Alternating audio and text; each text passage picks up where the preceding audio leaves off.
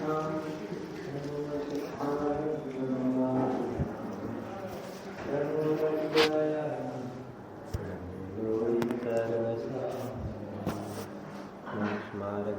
નેતારં કર્મ વૃદ્ધાં જ્ઞાતારં વિશ્વતત્ત્વાન વંદે તદનલતરે.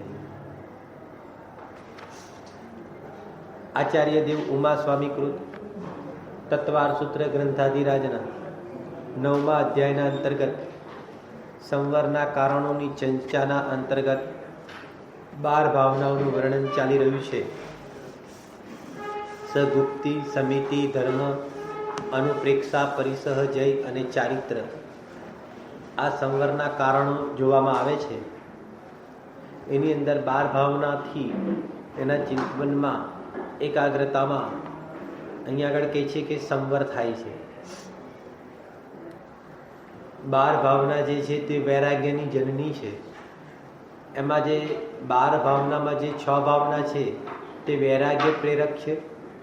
બાકીની જે 6 ભાવના જે છે તે તત્વ પ્રેરક છે. અનિત્ય, અસરણ, સંસાર, એકત્વ, અન્યત્વ, અસૂચિ, આ જે 6 ભાવના છે એનું ચિંતન કરીને જીવ પોતાની પરિણતિની અંદર વૈરાગ જગાવે છે અને આશ્રવ, સંવર, નિર્જરા, લોક, બુદ્ધિ દુર્લભ અને ધર્મ, એટલે કે આ 6 ભાવનાનું ચિંતન કરીને પોતાને તત્વની અંદર વિશેષ રૂપથી દ્રઢ કરે છે. તત્વમાં વિશેષ રૂપથી દ્રઢ કરવા માટે પરિણામોની અંદર વૈરાગ્ય ભાવ હોવો બહુ આવશ્યક છે. અને વૈરાગ્ય ભાવ પ્રગટ થઈને તત્વમાં વિશેષ રૂપથી દ્રઢ થવું એ અનંત ઘણું આવશ્યક છે. આ બંનેની મૈત્રી છે. તત્વના દ્રઢતા માટે જ સર્વ ઉપાય કરવામાં આવે છે. તત્વની દ્રઢતાથી જ ભેદ વિજ્ઞાન થાય છે. તત્વની દ્રઢતાથી જ એ માર્ગ સન્મુખ થવાય છે. તત્વની દ્રઢતાથી જ પાપથી મુક્ત થવાય છે. અને તત્વની દ્રઢતાથી જ અહીંયા આગળ સંવર પ્રગટ થાય છે. અને એની જ દ્રઢતામાં વિશેષતાથી અહીંયા કેવળ જ્ઞાનની પ્રાપ્તિ થાય છે, મુક્તિની પ્રાપ્તિ થાય છે. આમ આ બધાનું સાર તો છે તત્વજ્ઞાન. ઘણા પ્રશ્ન આવે કે તત્વજ્ઞાનમાં શું કરવું? તો કે તત્વજ્ઞાનમાં ભેદ વિજ્ઞાન કરવું. એ કે ભેદ વિજ્ઞાનમાં શું કરવું? તો કે આત્માને આખા જગતથી જુદો જાણવો. તત્વજ્ઞાનની અંદર એકલા આત્માનું જ્ઞાન માત્ર એમ નહીં, એટલે કહેવાનું તાત્પર્ય એ છે કે એકલા જીવ તત્વનું જ જ્ઞાન એમ નહીં, પણ સાતે તત્વોને જેમ છે તેમ જાણવા, જેમ છે તેમ એને શ્રદ્ધા કરવી. અને એ 7મા ઉપાદેય તત્વ ભગવાન આત્મા છે. અને બાકીના જે 7 તત્વો જે પર્યાય રૂપ છે તેની અંદર ઉપેક્ષા બુદ્ધિ કરવી, તેને ગૌણ કરીને તેનું લક્ષ્ય છોડવું અને અહીંયા શુદ્ધ જીવાસ્થિકાય તત્વનું લક્ષ્ય કરવું. આ બધો જ વિષય જે છે તત્વજ્ઞાનની અંદર આવી જાય. થોડુંક કારણ કે હવે આશ્રવ ભાવના છે ને, આશ્રવ ભાવનામાં કેવી રીતે ચિંતન કરવું એની વાત ચાલશે આગળ. અહીંયા આગળ જ્યારે આશ્રવના પરિણામોનું જ્યારે સ્વરૂપ ચાલે ત્યારે એ આશ્રવના પરિણામોનું 2 રીતે આપણે ચિંતન કરી શકીએ. એક તો પોતાની પરિણતિની અંદર જે આશ્રવ ભાવ થાય છે એ તો અત્યંત ત્યાજવા યોગ્ય છે. આવું જ્ઞાન પ્રદાનથી તેનું ચિંતન થાય. અને બીજું દ્રષ્ટિ પ્રદાનથી કેવી રીતે ચિંતન થાય?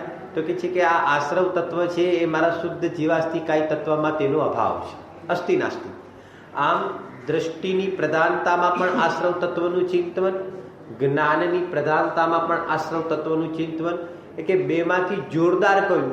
એ કે એમાં જોરદાર ના હોય, બંને સાથે સાથે હોય. આપણને જે જ્ઞાન વર્તે છે, હું આશ્રવથી જુદો છું એવું પણ એને જ્ઞાન વર્તે.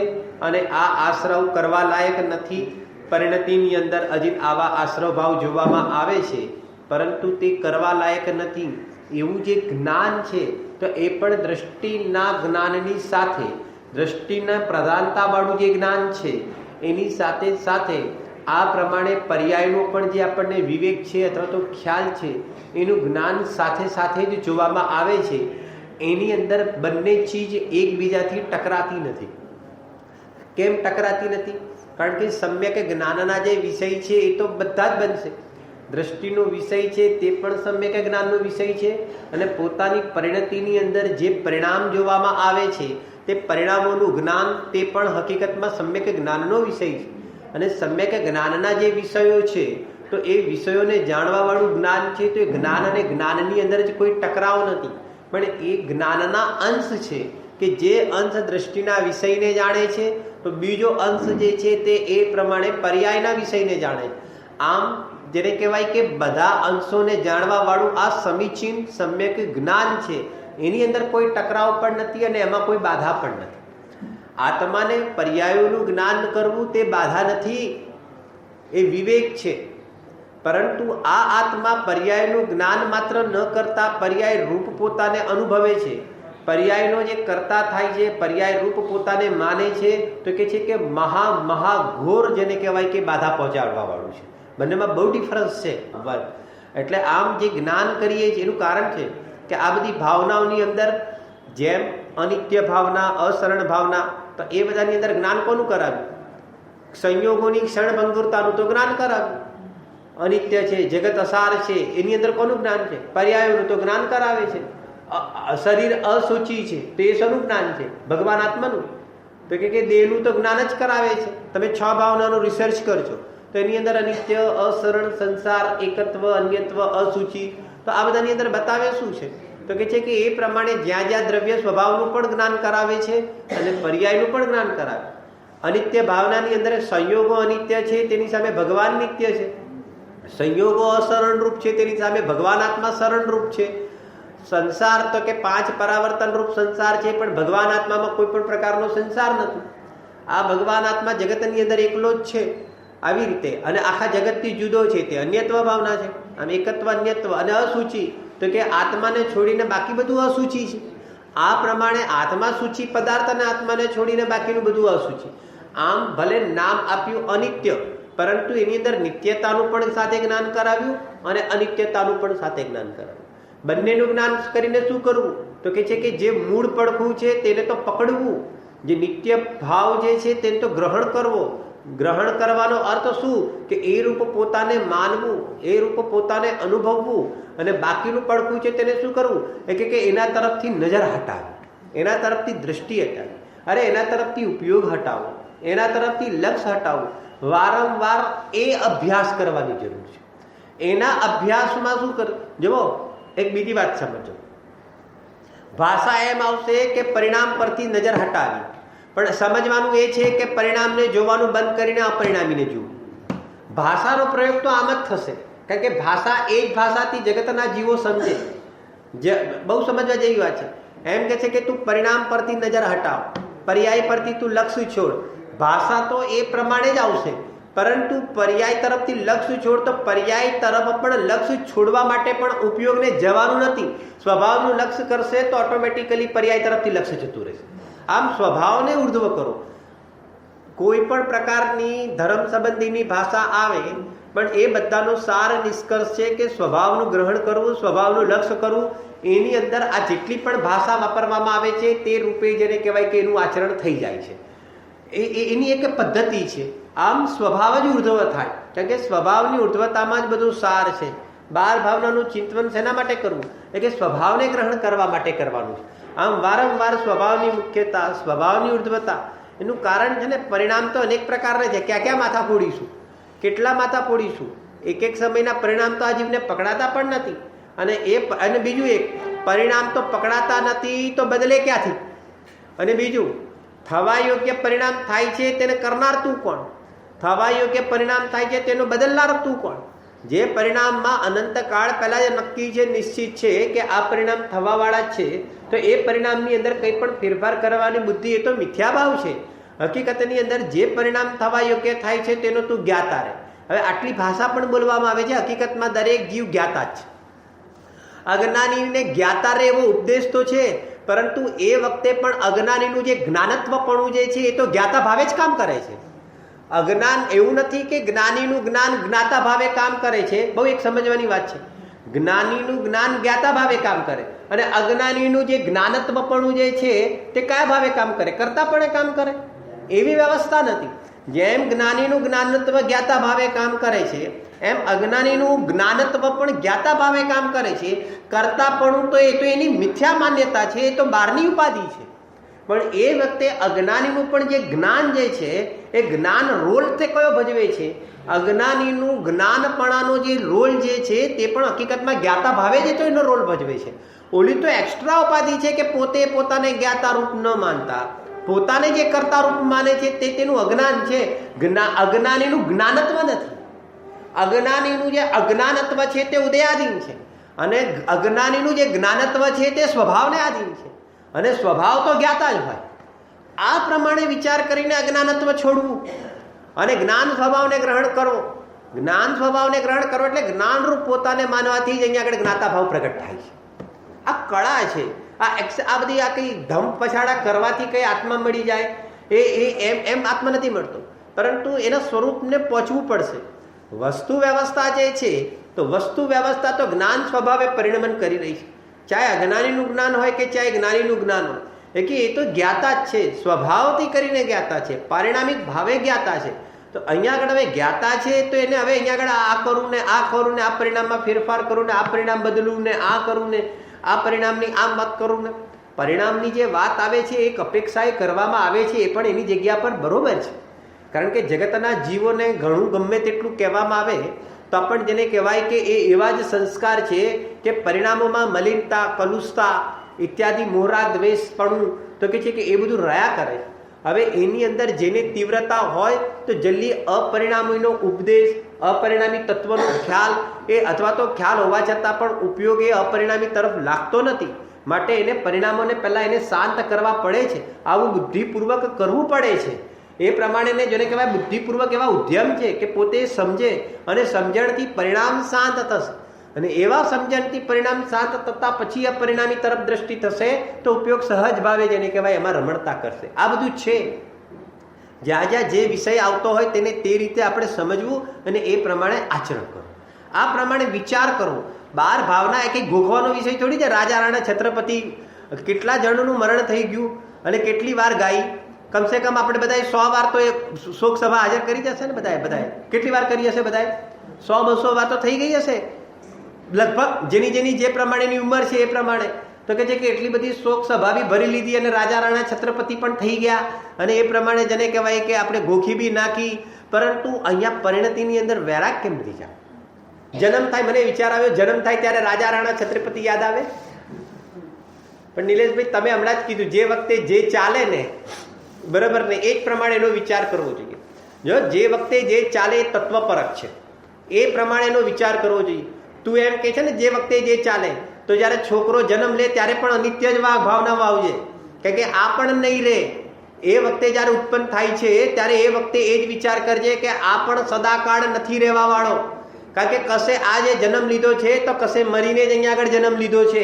એ જ વખતે આ પ્રમાણે તું વિચાર કરજે, અને એ હકીકતમાં વિચાર કરો તે જ એ જ વખતની બનેલી ઘટના પર કરેલો વિચાર છે. આ એક ચિંતન આપણું કેવું હોવું જોઈએ.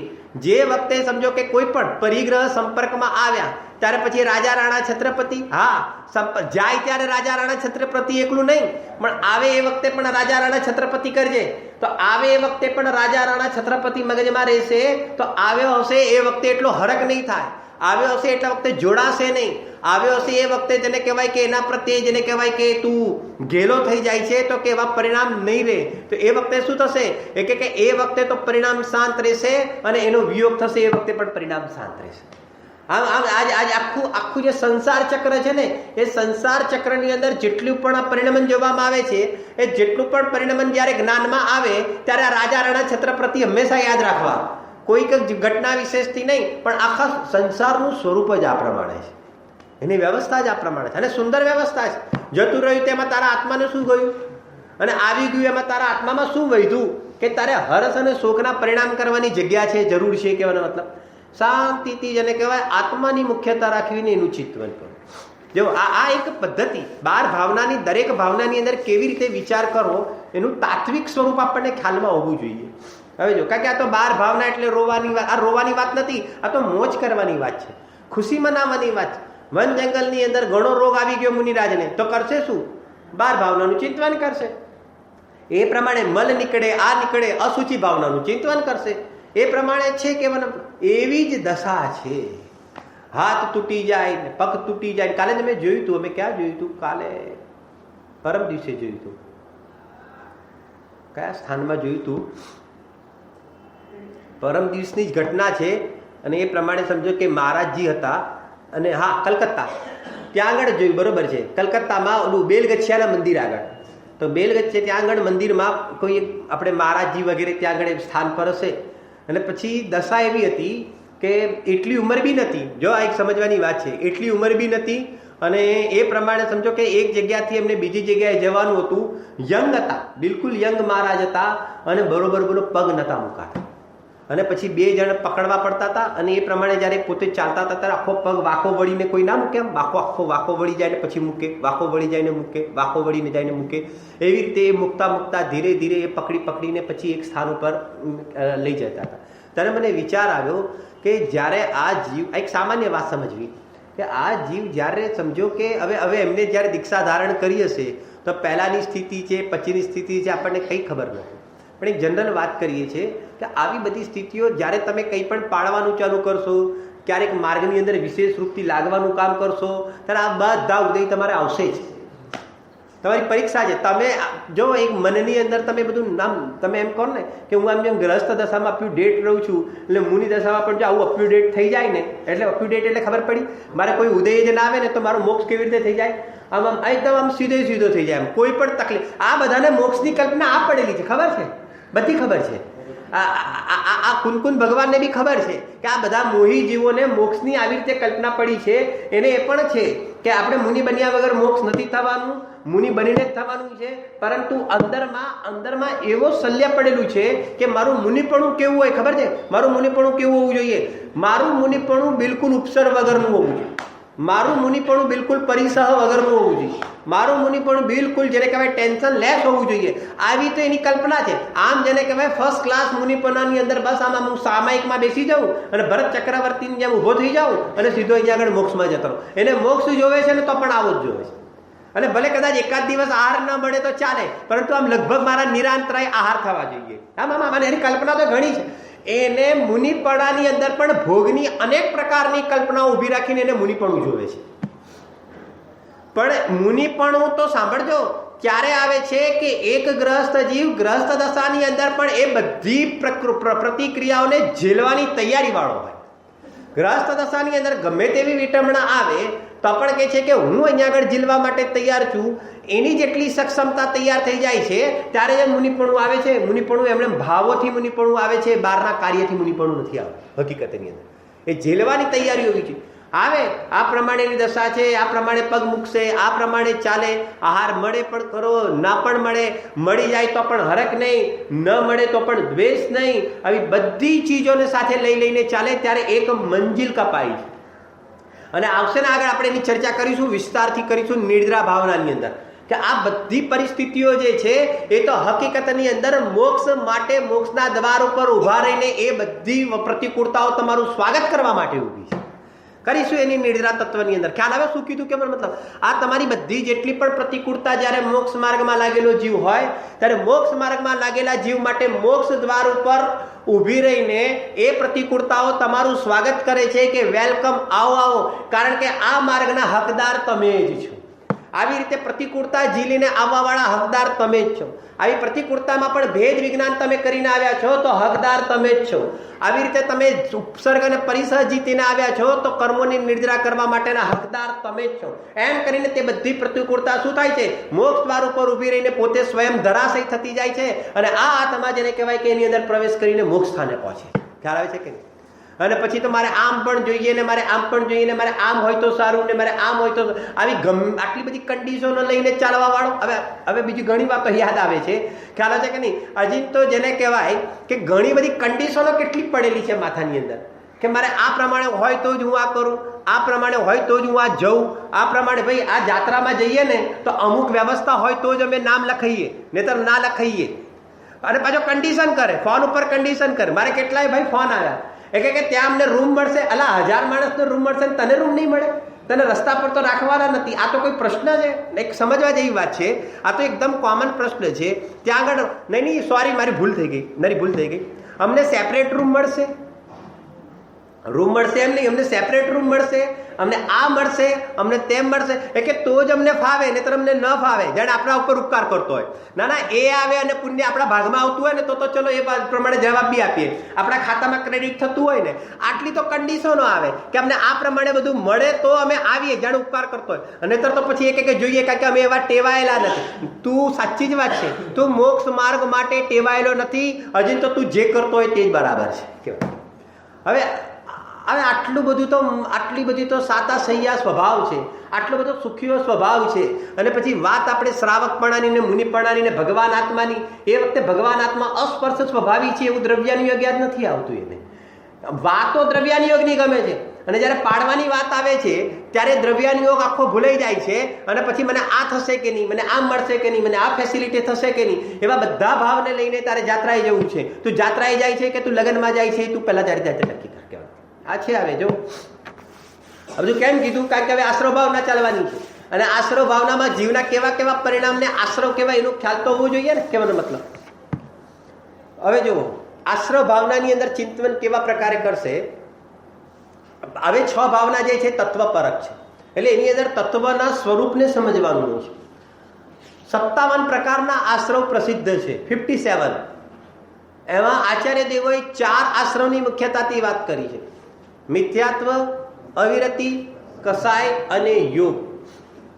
કેટલાક આચાર્ય દેવોએ પ્રમાદ અને કસાયને જુદા પાડ્યા છે, અને કેટલાક આચાર્ય દેવોએ કસાયની અંદર જ પ્રમાદને ગર્ભિત કરી દીધા છે.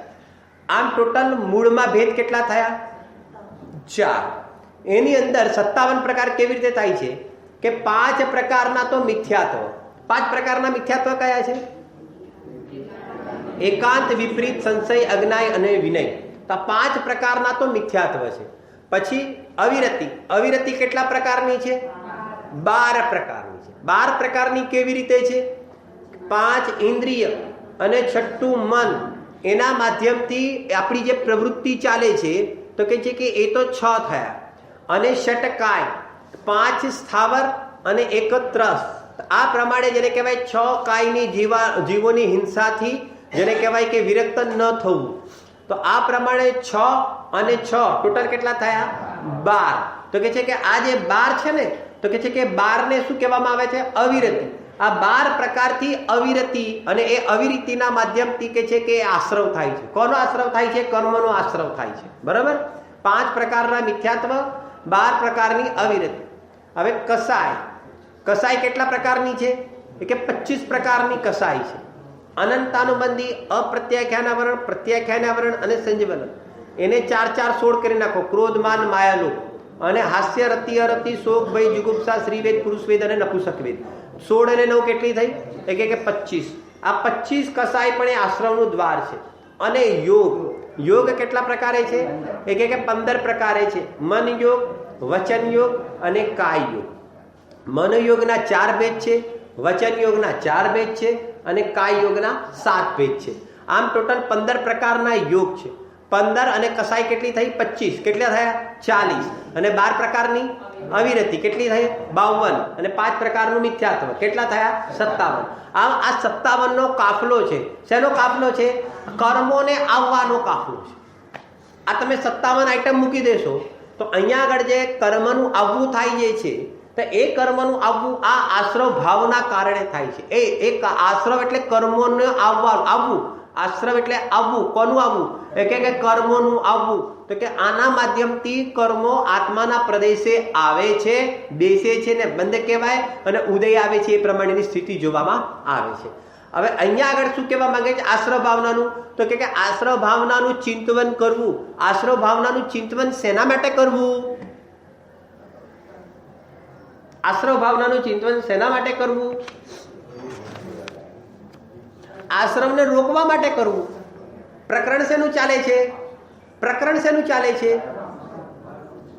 હા, ચલો 12 ભાવનાનું.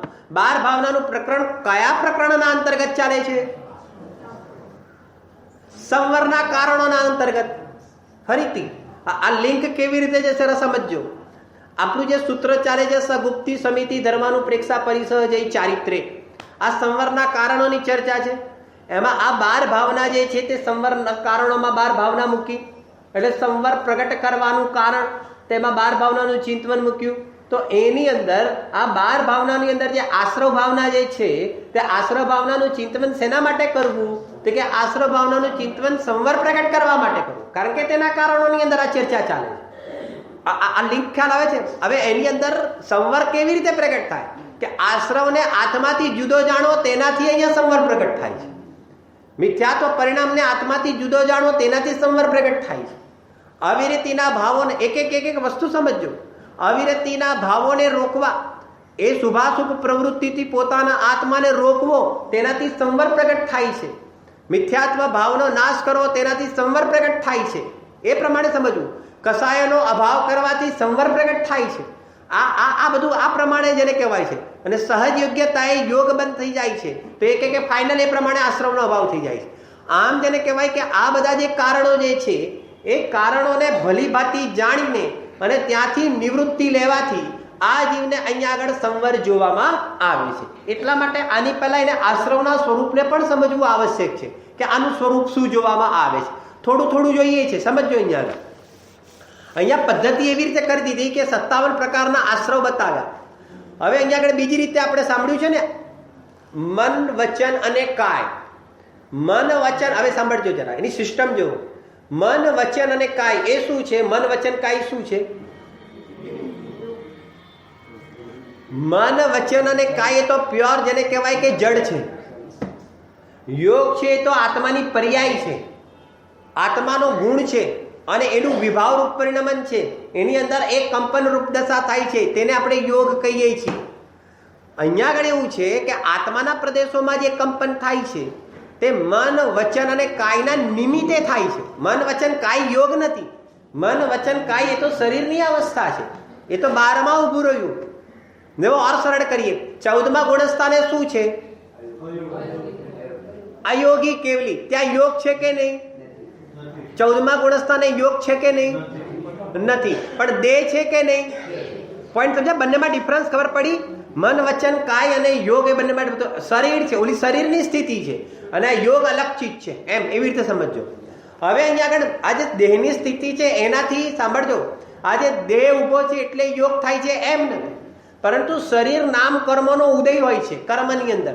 અને એ શરીર નામ કર્મનું જે ઉદય જે છે તો શરીર નામ કર્મની એક પ્રકૃતિ છે.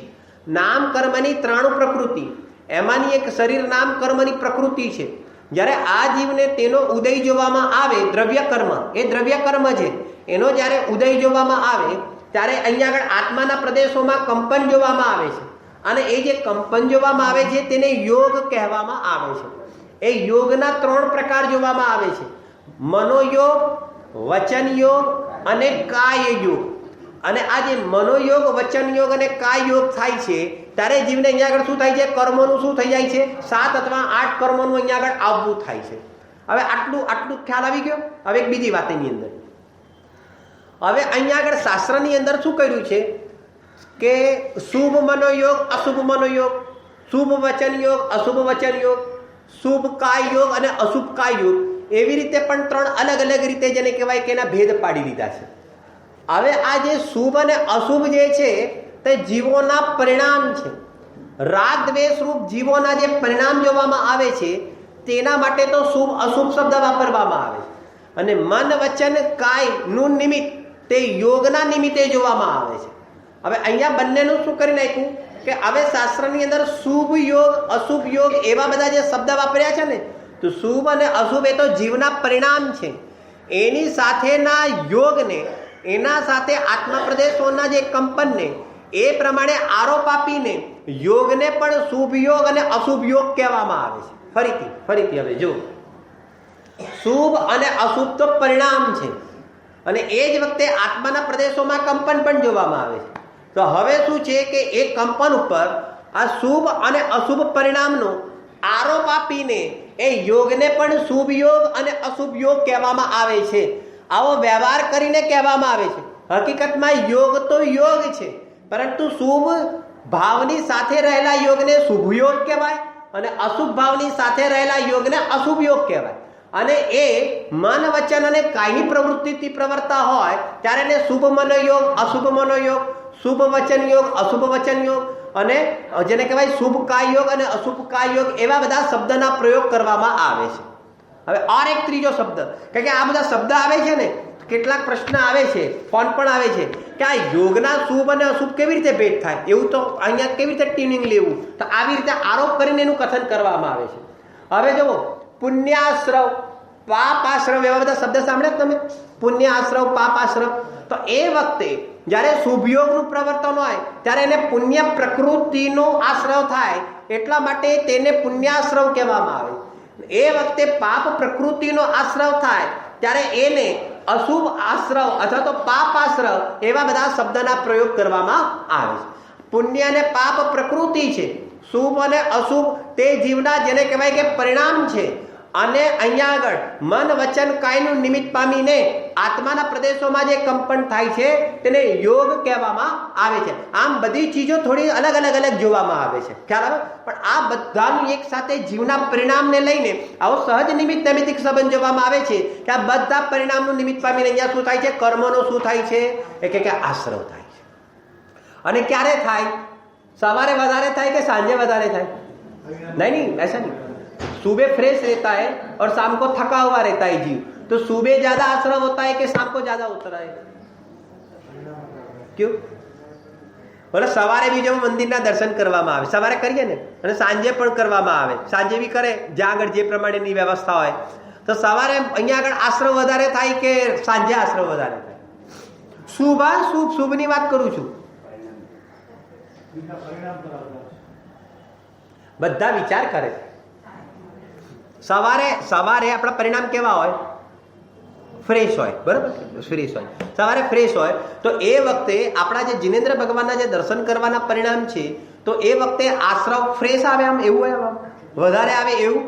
અને પછી સાંજે આપણે દર્શન કરીએ તો થોડા થાકેલા હોય એટલે દર્શનમાં બી ભલીવાર ના હોય, એટલે પછી એ વખતે આશ્રવમાં પણ ભલીવાર ના હોય, એવું હોય. કહેવાનો મતલબ તો કેવી રીતે હોય, કેવી રીતે કહેવાનું છે? સાંભળજો, આ જે કર્મોનું આવવું જે થાય છે, જીવોના પરિણામનું નિમિત્ત પામીને આવવું થાય છે, જે વખતે જે સમયે જેવા પરિણામોની રંજ હોય તો કે છે કે એ પ્રમાણે આશ્રવ થાય છે. અહીંયા આગળ આખું આ પંડિત સદાશુદાસજીએ તો ઘણું લખ્યું છે. સાંભળજો એક વાત, મંદિરે ઊભા હોઈએ અને પાપનો આશ્રવ હોય, અને પાપ સ્થાનમાં ઊભા હોઈએ અને ગાંઠ આવે તો પુણ્યનો આશ્રવ હોય. બોલો, બને કે ના બને? દુકાન પર બેસ્યા છો અને એ વખતે સમજો કે એનો ઘરાક આવે અને છેક સુધી વિચાર કરે ને, આ ઘરાકો બી કેવા હોય ખબર છે મારા બેટા? છેક સુધી આવે, ઉભા રહે ના, અહીંયા આગળ નહીં, ચાલો બાજુમાંથી લઈ લઈએ. એટલે આપણે શું થઈ જાય? અહીંયા આગળ શું થઈ જાય? ઓલો બાજુમાંથી જતો રહે ને એ વખતે શું થાય? આશ્રવ થાય કે ના થાય? આશ્રવ થાય કે ના થાય? સાંભળજો બરોબર, બહુ સમજવા જેવી એક ચીજ છે. આશ્રવ થાય એનું કારણ છે કે આશ્રવ છેલ્લે ક્યારે છૂટશે? આ યોગી કેવલી થશે ત્યારે છૂટશે, એની પહેલા નહીં છૂટે આશ્રવ. હવે સાંભળજો એની વ્યવસ્થા. ગ્રાહક આવતો અહીંયા આગળ આપણી દુકાન છે અને અહીં સુધી આવતો પૂછતો આવે અને આપણે બી બધા ઊભા થઈ જઈએ, તૈયાર થઈ જઈએ, બરાબર? એને ફટ કરતા વળી પાછો જેને કહેવાય ને કે પાછો બાજુમાં જતો રહે, તો એ વખતે જતો રહે, એ વખતે અહીંયા આગળ તત્વજ્ઞાન હોય અને એ વિચાર કરે કે ભાઈ એની યોગ્યતા હોય એ પ્રમાણે થાય, આવવાનું હોય તો આવે, ન આવવાનું હોય તો ન આવે. આ પ્રમાણે જેને કહેવાય તત્વ વિજ્ઞાન હોય તો એ વખતે કયો આશ્રવ થાય? તો કે એ વખતે અહીંયા આગળ પુણ્ય આશ્રવ થાય. બહુ સમજવા જેવી વાત છે. ભલે કમાણી નથી થઈ, પરંતુ સાથે સાથે કે છે કે સંસારની પણ વિશેષ કમાણી નથી થઈ. હકીકતમાં તે ફાયદો છે. કમાણી કરીને 5-25 રૂપિયા મેળવવા તે ફાયદો નથી, પરંતુ એ વખતે પરિણામોમાં શાંતિ રાખવી તે હકીકતમાં આત્માને માટે ફાયદો છે. અને અહીંયા આગળ બીજી જગ્યાએ જતા ફરી પાછો એના ત્યાં આગળ આવી જાય અને અહીંયા આગળ સમજો કે પરિણામોની અંદર એ પ્રમાણેના પરિણામ જેને કહેવાય કે એ રીતે વિશેષ રૂપથી લોભના પરિણામ હોય અને એને એ પ્રમાણેની પૂર્તિ થાય, તો એ વખતે ઓલાની ત્યાં ભલે ગ્રાહક નથી, આને ત્યાં ભલે ગ્રાહક છે, પણ અહીંયા આગળ પરિણામ બગડે છે. તો કે છે કે અહીંયા આગળ એને પાપનો આશ્રવ જોવામાં આવે. ખ્યાલ છે? એટલે આના પરથી સિદ્ધાંત શું નીકળ્યો કે બહારની ક્રિયા સાથે સંબંધ નથી, જીવના પરિણામ ક્યાં આગળ ઊભા છે, જીવના પરિણામોમાં એ પોતે ક્યાં આગળ ઊભો છે, કેવી રીતે પોતે વિચારે છે, કેવી રીતે પોતે લે છે, એના ઉપર કર્મનો આશ્રવ જોવામાં આવે છે. એક બીજી વાત બી સાંભળજો, આપણે ઘણીવાર એ વાત કરી છે, કેટલા ક્વોન્ટિટી ઓફ પરમાણુ, જેને કહેવાય કે આ કેટલા આપણે શું કહેવાય કેટલી ક્વોન્ટિટીમાં પરમાણુ આવે છે એના સાથે અગત્ય નથી, પરંતુ એ અનુભાગ કેટલા બાંધે છે, એ વખતે પુણ્યનો પાપનો રસ જે અનુભાગ છે એ વખતે જેવા પરિણામ હોય એ પ્રમાણે અનુભાગ બંધ કેવી રીતે થાય છે એ પ્રમાણે જેને કહેવાય કે આગળ એની ફળદાન શક્તિ જોવામાં આવે છે. પરિણામ વધારે બગડે છે તો પાપ પ્રકૃતિની અંદર અનુભાગ વધારે, પુણ્ય પ્રકૃતિમાં અનુભાગ ઓછો, અને પરિણામ જેને કહેવાય કે શાંત રહે છે તો પુણ્ય પ્રકૃતિની અંદર અનુભાગ વધારે અને પાપ પ્રકૃતિની અંદર અનુભાગ ઓછો. એવી રીતે જીવના જેવા જેવા પરિણામ હોય તો કે તેવા તેવા પરિણામ અનુસાર તેને અહીંયા આગળ કર્મોનું આશ્રવ જોવામાં આવે છે. ખ્યાલ આવે? આ ક્રિયા સાથે ભાષા ભલે ક્રિયા નહીં કરવામાં આવે અહીંયા, પરંતુ અહીંયા આગળ જીવે પોતાના પરિણામો સમજવા કે એની સંભાળ રાખવી. બરોબર? હવે હમણાં ગયા હતા ને જાત્રાએ, હવે ઉપર ચડતા પરિણામ હોય અને પછી આ શિખરજીના પહાડથી ઉતરતા પરિણામ હોય તો બંનેમાં ફરક પડે કે ના પડે? અરે ફરક પડે કે ના પડે? ખ્યાલ આવે છે કે રાગી પ્રાણીને પડે દેખાય છે, સંસારી મોહી જીવોને આજ દેહ પ્રત્યે જેને રાગ હોય તો ચડતા વખતે તો ફ્રેશ પરિણામ હોય. બરાબર કે નહીં? ઓલા જેને કહેવાય કે અણમોકાર મંત્ર પણ ચાલુ થઈ જાય, પછી ઓલી ભાવના ચાલુ થઈ જાય, ભક્તિ પણ ચાલુ થઈ જાય, કેસેટો પણ ચાલુ થઈ જાય. આ કરતા કરતા કરતા ઉપર ચડી જાય અને પછી ઉતરતા વખતે આવા પરિણામ રહે છે. આમ અણમોકાર મંત્ર પણ જો યાદ કોઈને આવતા હોય તો, બરાબર કે નહીં? પછી બધું મેં ત્યાં વાત કરી હતી ભાઈ, પછી છે ને આખું જાતે જ પોતે શું પ્રવચન બનાવશે ખબર છે કે એકચ્યુઅલી તો આટલા ગામથી આટલું દૂર સમજો રાખ્યું, એના કરતાં તો પહાડ નીચે ધર્મશાળા હોય તો જલ્દી ચડી જવાય. આવા તો બધા પછી આવી રીતે જ ચાલુ કરતા, આના કરતાં તો રોપવે બનાવી દીધો હોય તો સારું. એક ભાઈ તો મને કહેતા હતા છેક સુધી ગવર્મેન્ટે ત્યાં ટ્રેન મૂકી દેવી જોઈએ, તો શું છે ટ્રેનમાંથી ઉતરે અને આ તો સારું થયું. એક બીજો ભાઈ જો નહીતર ફોરેન ફરીને આવ્યો ને તો કેવો છે કે સ્વિટ્ઝરલેન્ડમાં જેમ ઉપર ટ્રેન જાય છે ને એમ પહાડ ઉપર પણ ઉપર ટ્રેન જતી રહે, તો કે આવી રીતે ન જાણે કેટલી કેટલી કલ્પનાઓ કરીને તો નીચે ઉતરે. એનો અર્થ શું થઈ ગયો કે સાંભળજો બરાબર, ચડતા ચડતા જેટલા શુભાશ્રવ થાય છે તે શુભાશ્રવ તો બધા ધોવાઈ જાય છે, અને ધોવાઈ જાય ને જેને કહેવાય કે ટોટલી પાછા પાપાશ્રવ ચાલુ થઈ જાય છે. સવાલ પહાડનો નથી, શક્તિ ના હોય, સાંભળજો, શક્તિ ના હોય તો બની શકે કે એ પ્રમાણે જેને કહેવાય કે તાકાત ખતમ થઈ જાય, સહનશીલતા ઓછી થઈ જાય, એવું દેહની સ્થિતિ છે, કમજોર હોય તેવું બધું બને, પરંતુ આપણા પરિણામોની અંદર કેટલો બધો અવિવેક આવી જાય છે તેની વાત ચાલી રહી છે. અને એક બીજી પણ વાત કહી દઉં છું વચ્ચે એક વાત સાંભળી લેજો થોડીક, મારે ખાસ કહેવાની છે. દોરી કરીને જઈએ એટલે ઓછું પુણ્ય બંધાય. સાંભળજો શાંતિથી. દોરી આ શલ્ય તો હજી ઘેર ઘૂસેલું છે, ઘેર આ જડ મૂળથી ઘૂસેલું છે. દોરી કરીને જઈએ ને એટલે આપણું પુણ્ય કેવું બંધાય? ઓછું બંધાય. અને ચાલતા જઈએ ને આપણે દેહને કષ્ટ આપીને જઈએ ને તો એટલે આપણું પુણ્ય કેવું બંધાય? વિશિષ્ટ રૂપથી બંધાય. આવું શલ્ય ઘર કરી ગયું છે અને આ શલ્યને જ મિથ્યા ભાવ કહેવામાં આવે છે. એનો અર્થ એ નથી કે આપણે જેને કહેવાય કે સ્વચ્છંદતાનું સેવન કરવું, એ પણ બરોબર ધ્યાન રાખજો, પરંતુ એવું કોઈ લોજિક નથી, એવો કોઈ નિયમ નથી. અરે ત્યાં જાય અંતરાયનો ઉદય આવે અને જાત્રા ન થાય, બોલો બને કે ન બને? એ પ્રમાણે જાત્રાનો ઉદય ન હોય તો જાત્રાનો ઉદય ન હોય અને ત્યાં આગળ ઘરે રહે, અને એમ હોવા છતાં પણ ભાવના ભાવે અને એ પ્રમાણે દર્શન કરે તો વિશેષ રૂપથી પુણ્ય બંધાય. અને જેને કહેવાય કે આ 3 દિવસ રોકાય અને 3 દિવસ પ્રહાડ બંધા કરે, પરંતુ અભિમાન કરીને કરે કે અમે 3 વાર ચડી, અમે આ પ્રમાણે કરી, અમે તો આ પ્રમાણે પહેલા પહોંચી ગયા, અમે તો પહેલા ઉતરી ગયા. એ કે તું દેહનું વર્ણન કરે છે કે આત્માનું વર્ણન કરે છે? તો કે તને દેહરૂપ પોતાની આ બધી ક્રિયામાં પોતાની ક્રિયા લાગે છે, તો કે તું પાપનો આશ્રવ કરીને નીચે ઉતરે છે. સ્વરૂપ શું છે? સ્વરૂપને સમજવાની આવશ્યકતા છે. જીવ પરિણામ તરફ ધ્યાન નથી આપતો, ત્યાં જઈને પણ હકીકતની અંદર દેહ તરફ ધ્યાન આપે છે, તો એટલે કયો આશ્રવ થાય છે? અહીંયા આગળ પહેલી કોટીનો એટલે કયો? મિથ્યાત્વનો આશ્રવ થાય છે. આ પ્રમાણે જેને કહેવાય પરિણામોની ચર્ચા છે, વિશેષ ચર્ચા આગળ.